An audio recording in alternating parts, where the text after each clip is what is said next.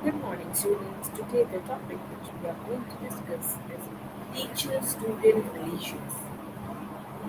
The learning objectives of today's topic are understand the teacher student relationship, meaning understand what is the concept of student teacher relationship, acknowledge the importance of positive teacher student relationship.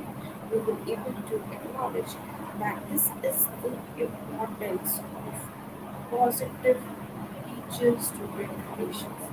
Identify the different stages to develop positive teacher-student relations, and you will be able to identify that these are the different stages which are helpful to develop positive teacher-student relations. Now, relationship. Relationships are the positive connection between student, adults, and peers in the school settings and foster positive social interactions. What they are saying that relationships are the positive connections. These are the connections, but these are the positive connections, and these connections are set up between the students, adults, and peers in the school setting that foster positive social interaction means that develop positive social interactions and establish a nurturing environment to trust and support, and that positive relationship or the connection establish a nurturing environment where there is a trust and a support. Students who feel connected to schools are most likely to succeed. Those students who are connected to schools are more likely to succeed in the future. They have better school attendance. They have better school attendance because they love to go to schools. Grades, they enjoy their teaching learning process and test scores and stay in school longer. Building these relationships require perspective that influence positive attitude and belief, and that relationship pers- perspectives that embrace positive attitudes among the students and believe cultural and linguistic competency and understanding of the needs and experiences of students and an understanding of the school environment. The most powerful weapon available to secondary teacher who wants to foster a favorable learning climate is a positive relationship with our students. Now, the most powerful weapon, the powerful weapon which are available to those secondary teachers who wants to foster a favorable learning environment, who wants to create a favorable learning environment in the classroom, is that they have to establish or develop a positive relationship with their students. And this definition was given by Thompson in 1998. Children are likely to be respectful when important adults in their life respect them. Now, what they are saying that when we want the children to be respectful, they have to be given respect also. They are more likely to care about others if they know they are cared about, and they will care the adults only when they think that they are also cared about. This definition was given by Hall in 1996. Kenter and Ketter in 1997 make the statement that we all can recall classes in which we did not try very hard because we did not like our teachers.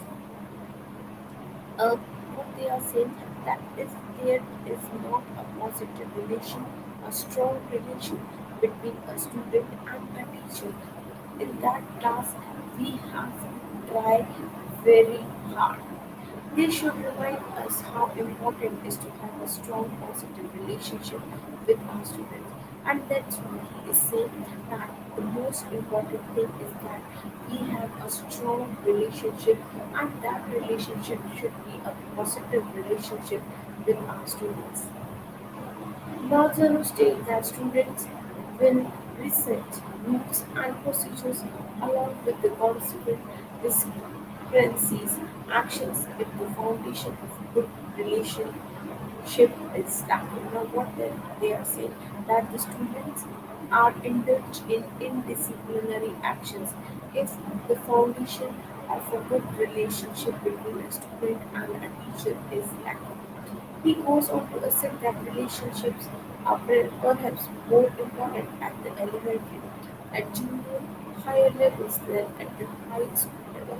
And he is saying that developing a positive relationship between a teacher and student is important when he is studying at the elementary level and junior high school level than the higher schools level.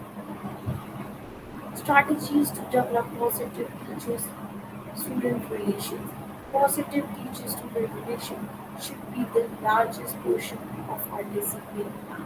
Means if there is a positive relationship between the teacher and a student, then definitely our students will be in a proper discipline. What are some strategies that we can implement to develop strong and powerful relationship with our students? What are the different techniques or the strategies that we can employ so that there will be a strong and powerful relationship with our students? Let's look at some techniques that are easy to integrate into our everyday interactions with students that can easily integrate with our everyday interactions with our students. Communicating positive expectations, correcting students in a constructive way, developing positive classroom rights, demonstrating caring and preventing and reducing our own frustrations and stress. Communicating positive expectations. Student behavior problem is also dependent to a large extent on the expectations of a significant adults in student life. Now, what they are saying that students are suffering from the behavioral performances, and their behavior performances is dependent on to a large degree on the expectations of what adults are expecting them from. Numerous studies indicate there are so many studies that indicate that expectations teachers have for students tend to become self-fulfilling prophecies. It is therefore critically important for educators to monitor their interactions with the goal of communicating appropriately high behavior and academic expectations to all students, not just to high achievers.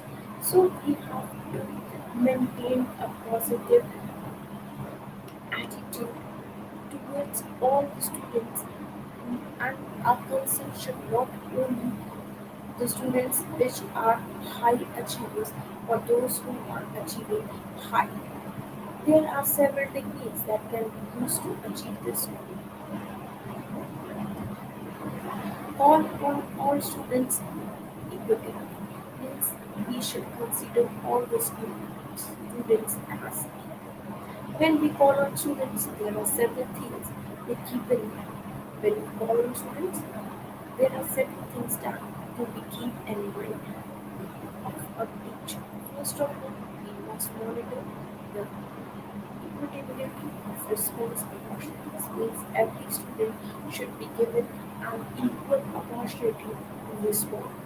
Often teachers who keep track discover that they call on a small number of students frequently and allow few.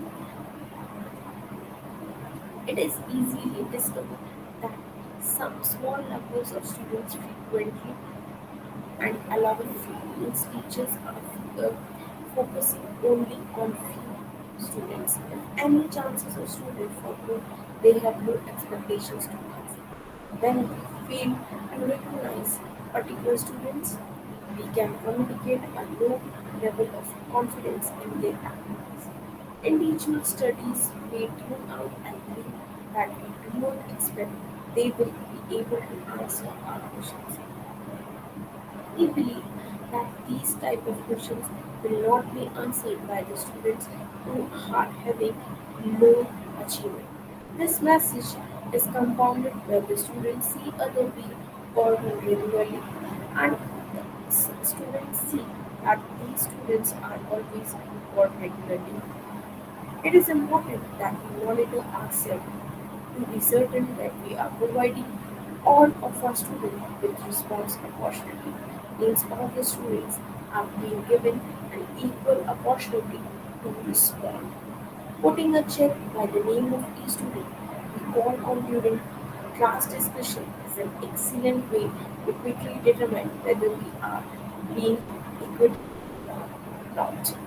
Now, putting a check by the name of the student, we have to address each student by his name and call on during class discussion, and we have to call their names during the class discussion that was going on, and that is an excellent way to maintain equally in the classes. Increased literacy periods when questioning students. Increased literacy is another technique we can use to communicate that we have positive expectations for the student. Latency is the amount of time that elapses between the moment we give a student a response opportunity, that the time which was given to a student to respond, and the moment we terminate the response opportunity, and the moment on which we terminate the right of the students or the opportunity of the student to respond. Kerman and colleagues explain that the amount of time we give to students to answer questions is directly related to the level of expectations. Meaning, there is a direct relationship between the level of expectations and the amount of time given by the teacher to the students to respond. We have for them. We give more time to students when we have confidence in their ability to answer a question. Now, we give more time to students when we have confidence in their ability to answer a question. Means we know that that student is able to respond. So we give them an extra time to respond. Conversely, we give a less time to student in whom we have little confidence. And vice versa, a person, I think a student is not will not able to give the answer, so, as a teacher, I will give him a less time because I have very little confidence that he is able to respond correctly. When we quickly give up on a student who is struggling with a response, it is clear to everyone in the class that we do not expect him or her to come up with the right answer. In addition, when we give up on a student who initially struggles with the response, the student realizes that all he or she need to do to get out of the book is respond to our questions with a confused expression or blank stare. What we will find when we make a conscious effort to extend the length of literacy, we allow for low achieving students and that students will begin to pay more attention. Now, what will happen when we extend the length of literacy? We are allowing for low achieving students is that we are paying, we are giving them the extra time, and these students will begin to pay attention, become more actively involved in the discussion, and they are actively involved in the discussion and minimize their behavior issues. Give hands and clues to help students answer questions. The third technique is that we can give them some hints and clues, and that will help the students to answer the questions. We also communicate positive expectations by giving hints and clues to our students. It is important that we communicate to all our students that we have high expectation for their success. Now, it is important on the part of the teacher that he communicate to all the students that the teachers are having high expectations for their success. And one way to do this is by giving more hints and clues to all students. And the one way is that we must give hints and clues to all students, especially the low performing students. Tell students they have the ability to do well. We have to communicate to the students that they have the ability to do well. They can perform better. Communicate positive expectations to students is by directly telling them they have the ability that you can do well. When we tell our students to have confidence that they can handle a difficult assignment or improve their behavior, that they can easily do a difficult assignment or it can improve their behavior also, we impart a very powerful message. Students often will work hard, they will work hard and behave appropriately to prove that our confidence in them is justified. Means and they will work hard in the direction to prove that their teacher confidence in them is justified. Every child needs to have at least one significant adult in his or her life. Means every child needs to have at least one significant adult in his life who believes that that student can do very well. Teachers have the unique opportunity and privilege to communicate daily to a number of students that they believe in that. Means the teacher has to regularly communicate to their students that yes, you can do very well. What a gift to be able to be that significant adult in even one student's life. Next one is correcting students in a constructive way. Means if student behavior is inappropriate, if you think that your student is not behaving properly in the class, then it's the job of the teacher that the teacher correct the behavior, the indisciplinary behavior of the student in a correcting way. Correcting and disciplining students for inappropriate behavior means we are making corrections and try to make that student in a discipline for inappropriate behavior. For inappropriate behavior is unnecessary. It is very important and important part of every teacher's job. And it's important part of every teacher's job to make all the students in a proper discipline. The goal in correcting students should be to have them reflect on what they did, what the, the action did they perform. Be sorry that they are disappointed you, and you should be sorry that their behavior disappointed them and make a better choice in the future. Steps to use when correcting students. First, review what happened. The teacher has to review what exactly happened. Identify and accept the student feeling. You have to identify and accept the student's feeling. Review alternative actions. Explain the policy as it applies to the situation. Let the student know that all students are treated the same, that there is no discrimination by the teacher. Invoke an immediate and meaningful consequences.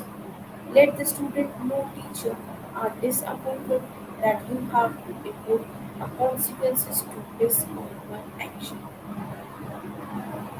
Communicate an expectation that the student will do better in the future. And you have to communicate that you are expecting that these students will do better in the future. Key philosophical aspects when correcting students. Correct in a private location. Do not give students direction in a public place. Treat student as you want your own child treated. And you have to treat every student in your class in the same way you want your child to be treated by other members or by their teachers. Stay calm. A teacher has to stay calm. Avoid frustrations. You have to avoid the frustrations. Steps to follow after disciplining a student. Now, touch base with the student. Acknowledge post-disciplinary success. Don't give up too quick. Developing positive classroom pride. If you apply a positive relationship between a teacher and student, pride can be an extremely powerful force in developing positive teacher-student relationship. That pride will be an extremely powerful force or means by which you can develop a positive teacher-student relationship. In many classrooms, students are proud of the fact that they are behaving and achieving at a high level, that they are behaving and achieving at a higher level. In other classrooms, a different type of pride develops when a student see themselves as being the worst they can be. The pride students develop help shape identify that in turn drive their behaviors. When we recognize student success, there is a decreased likelihood of fostering negative pride and an increased likelihood of developing positive pride. Means when we recognize that that student is getting success, then definitely it will increase the likelihood of developing positive pride for that particular student. As a classroom teacher, our goal should be to help students take pride in their accomplishments. That the student should take pride in the accomplishments and positive behavior rather than in their negative behavior. And it should foster positive behavior rather than negative behaviors. Strategies to develop positive classroom pride. Display student work means any work which was given by you to the students. Now it's your duty when the students come up with their work, you should develop a board or a place where you can display the students' work.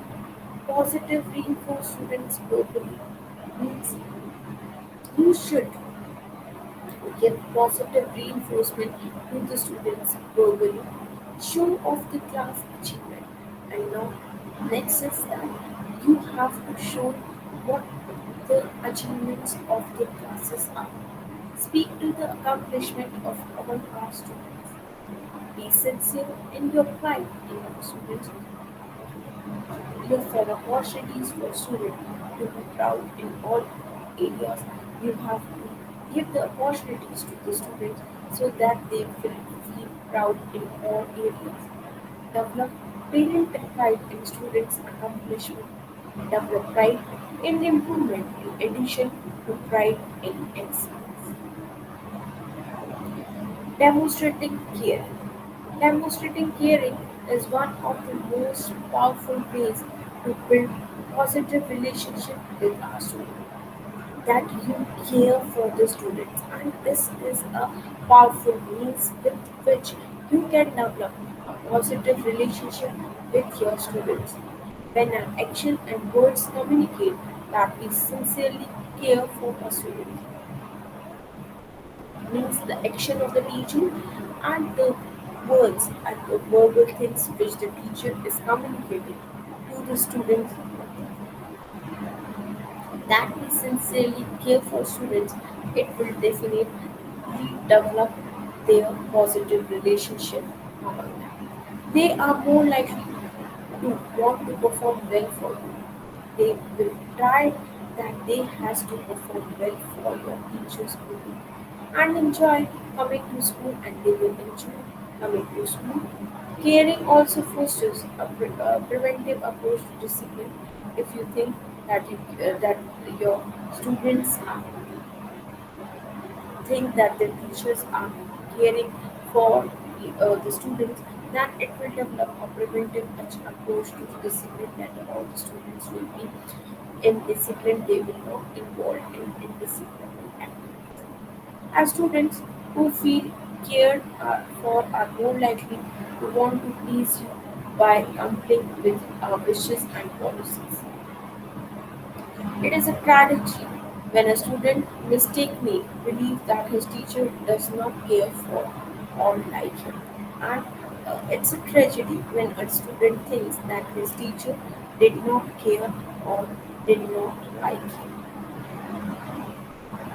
Strategies to show you care means you have to show every student that you are caring. Show an interest in your student's personal life. You have to show student's personal life some interest. Greet the students by the front door as they enter the classroom. You have to greet them, the students, when they enter the class. Watch for and touch with the students who display strong emotion. Those students who are emotional, you have to watch for and touch base with students. Sincerely listen to students means you have to patiently listen what students are saying. Empathize with students and you have to empathize with the students. Preventing and reducing frustrations and stress. Frustrations and stress, which are inevitable in the teaching profession, are the great enemies for our best intentions. Means frustration and stress. These are the best or the great enemies for our best intentions of the teacher. Signs of frustration or stress can include nervousness, anxiety, shortness of breath, and a tendency to make irrational decisions. When there are signs of frustration or stress in this teacher, it means it has some nervousness, anxiety, shortness of breath, and a tendency that he will not take a rational decision. First, you should be able to recognize your own personal signs that frustration or stress is going so that you can de-escalate that. First, you have to identify that these are the signs that make you frustrated and stressful, and you have to de-escalate them. You should then have a plan that will help you prevent or reduce frustrations when it happens. Frustration and stress prevention reduction techniques means the techniques which a teacher can use to prevent their frustrations and stress. And if that will be happen, then there will be positive relationship between a student and a teacher. Play soft, relaxing music when you feel that you have been stressful, you can play some soft, relaxing music, display posters, peaceful destinations, modify your lesson plans. You can change the technique and methods to teach. Take your students for a walk. You can ask the students that let's go for a walk. Ask the neighboring teacher to take a difficult student for a period of time, and you can ask a teacher help from another teacher that take that particular student for a period of time. Assign your student independent reading time. Assign your students independent reading time. Clear off your desk. Just clear your desk that everything has been completed. Find a validating colleague. Share staff duties. Share frustration strategies with others. Now, providing structure. Most kids respond positively to have structure in their classroom. It makes them feel safe and leads to increased learning. It makes them safe and it's lead their in learning. Teachers who lack structure not only lose valuable instructional time but often never gain the respect of the student. But they never gain the respect from their student. It is essential that teachers set the tone early by establishing clear expectations and practicing clear procedures. A structured classroom is one with minimum downtime. Each day should be loaded with engaging learning activities. Means there should be a lot of learning activities with little to or no downtime. Teach with enthusiasm and passion means a teacher has to be enthusiastic and passionate while teaching. Student will respond positively when a teacher is enthusiastic. means it should be full of energy and passionate about the content teacher is teaching. Excite- Excitement is continuous. When a teacher introduces new content interestedly, student will buy it. Means when the teacher is in full energy, then the students will definitely enjoy their teaching. They love to learn from those teachers. They will get just as excited as the teacher, thus translating to increased learning, and they will equally excited in the learning. And what will happen that this will definitely improve their achievement and will increase their learning. Have a positive attitude. Everyone has a terrible day, including teachers. Everyone goes through personal trials that can be difficult to handle. It is essential that our personal issues do not interfere with our ability to teach. Means every student or every teacher is having some difficult times, and they have also some personal trials. But what happened? It should not interfere with their ability to teach the student. Teachers should approach their class each day with a positive attitude. Positivity is transitive. If the teacher is positive, the student will generally be positive. Means a teacher has to be a positive. Means the attitude of the teacher should be positive. If the attitude of the teacher is positive towards everything, then the attitude of the students will also be positive towards everything. Incorporate humor into lessons. Teaching and learning should not be boring. It should not be a boring uh, period. It should not be a boring thing. Most people love to laugh. People enjoy when they laugh. Teachers should incorporate humor into their daily lesson. Means while teaching, a teacher should incorporate humor into their daily lessons. This may involve sharing an appropriate joke relevant to the content. Means the teacher can share a joke to the related content which he or she is teaching. Content teacher will be teaching that day. Humor comes in several forms and student will respond to it. And when the teacher um, is incorporating humor into their lessons, then student will respond to that humor. Students will enjoy coming to our class because they love to laugh and learn. And students will come to that classes where the teaching is not a boring thing, and the teach classes are in the humorous way, and they love as they love to laugh and learn. Use students' interest to your advantages. Identify what are the particular interests of the students.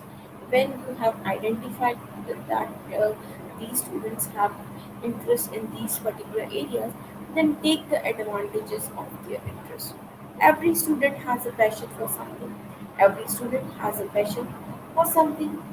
Teachers should use their interests and passions to their advantage by incorporating them into their lessons, and the teacher can take that advantage by taking the passions of the students and incorporate them in their lessons. Student surveys are a fantastic way to measure these interests.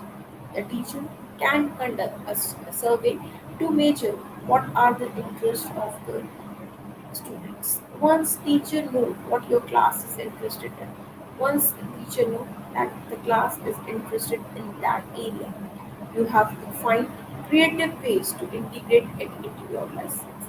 You can find different ways to integrate it into your lessons. Teachers who take the time to do this well see increased participation. It will definitely increase the participation of the students in the teaching learning process. Higher involvement, higher involvement of the students, and an overall increase in learning, or it will increase their learning, it will increase their achievements. Incorporate storytelling into lessons. Everyone loves a compelling story. Stories allow students to make real life connections to the concept that they are learning. Telling stories to introduce or reinforcement concepts bring those concepts to life. They take the monotony out of learning rote facts. It keeps students interested in learning. Means the teacher should incorporate the stories while teaching the students. It will definitely increase their interest in the learning.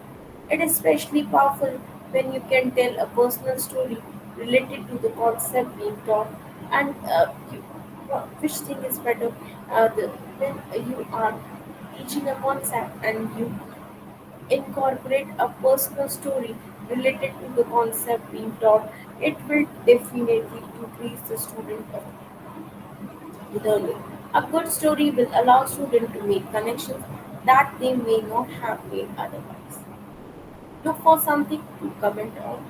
This involves a teacher having a personal conversation with a student about something the student is interested for just 2 minutes every day for 10 consecutive days. There is only one given. The conversation cannot be about school or behavior. Treat them with respect. You have to give the respect to the student. Then only you will able to get the respect from them. Student will never respect teacher if teacher do not respect them. Means a teacher should give respect to the student. Teacher should never use sarcasm, single a student out or attempt to embarrass them. Those things will lead to a loss of respect from the entire class. Teachers should handle situations professionally. Teachers should deal with problems individually in a respectful yet direct and authoritative manner. Today we have learned how to develop a positive relationship between a student and a teacher. First thing. Second thing we have discussed importance of a positive relationship between a student and a teacher. Third thing we have discuss about the different techniques which a teacher can incorporate in his teaching learning process to develop a positive relationship with the teacher. For further reading on this topic, you can refer these references. Now let us discuss some MCQs as MCQs are the best way to judge the learning outcomes of the learners. Now the first one dash are the positive connections between students, adults, and peers in the school setting that foster positive social interaction and establish a nurturing environment of trust and support. Now, what is that thing that is helping to establish a nurturing environment of trust and support between a teacher and a student? Now, the options are A. Relationship, B. Speaker, C. Learner, D. Consent. Now these are the options and you have to select the correct one. And the correct answer is relationship. Second is to maintain interest among students in the class a teacher should. What a teacher should do to maintain interest of the students in a particular class. First, discuss with the students. You can discuss with the student, ask questions from the students, see maintaining harmonic relationship, tell stories to students, know what should be done by the teacher to maintain interest in a student. These are the options and you have to select the correct one. And the correct one is option C. That is, we have to maintain a harmonic relationship with the students in the class so that interest of the students can be maintained. Third one, most important task of teacher is A. To take care of children, B. To evaluate the students, C. To organize teaching work, D. To deliver lecture in class. Now, these are the options. Now you have to select the correct one. The importance task of teacher is So the correct answer is option A. That is, the important task of a teacher is to take care of their children. Good teachers are dash. Higher qualification is not needed in this profession. B. They have less chances in other professions. C. They are ready to work with low salary. D. They behave more patiently with children. Now these are the options and you have to select the correct one. What should be called as a good teacher? So the correct answer is option D, that a good teacher is who which behave more patiently with the children. Now, a student come late in your class, then you will what you will do when a student come in your class late? Punish him, not pay attention to him, try to know the reason and inform the parents. Now these are the options. Now the student, what will be the answer? So the answer will be option D or option C. What will be the correct answer? The correct answer will be C. Try to know the reason why he is coming late in the class. The most important trait of student is A. Sense of responsibility. B. Obedience to speak truth. Or it's the cooperation. These are the options now. What will be the most important trait of student? And the most important trait of a student is a sense of responsibility. So the option A is the correct answer. You are teaching a topic in a class, and student ask a questions irrelevant to the topic. What will you do? What you will do? You will allow options. You will allow him to ask unrelated questions. B. You will consider it in discipline and punish him. You will not allow him to ask unrelated questions. Or it's D. You will answer the questions after the class. Now, if you want to develop a positive relationship in the class, then what you will do? Now, these are the options, and you have to select the correct one. And the correct one will be you will allow him to ask unrelated questions also. Sixth one, what should be the role of a teacher in teacher-student relationship? A. Try to know the abilities, interests, and aptitudes of individual. B. Try to adjust the curriculum. C. Try to adjust the teacher. Or D. None of the above. So the correct answer is option A. Try to know the abilities, interests, and aptitudes of individual. The goal of teaching is to give information. B. To involve people in activities. C. To impart knowledge. Or it's D. Desirable change in behavior. So the correct answer is option D. That is to bring desirable change in behavior. The goal of teacher-student relationship should be to take care of children. B. To evaluate the students. C. To organize teaching work. Or D. Desirable change in behavior. Now, the goal of teacher-student relationship should be that it should bring desirable changes in behavior. Who stated that the most powerful weapon available to secondary teachers who want to foster a favorable learning climate is a positive relationship with our students? Options are A. Thompson, B. Alexander, C. Johnson, D. Becker. So the correct answer is option A, that is Thompson. 10. Children are more likely to be respectful when important adults in their lives respect them.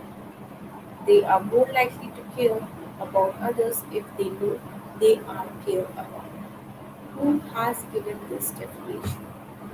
The options are Horn, Alexander, C. Johnson, or it's D. Packer. So the correct answer is option A, that is Horn. Thank you, student.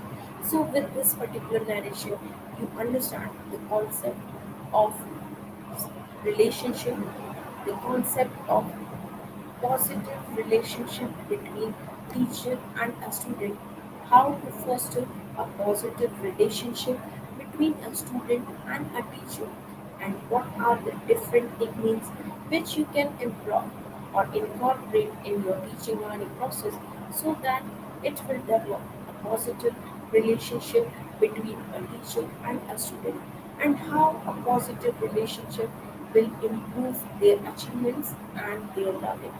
Thank you, students. Thank you, students, for your patience listening.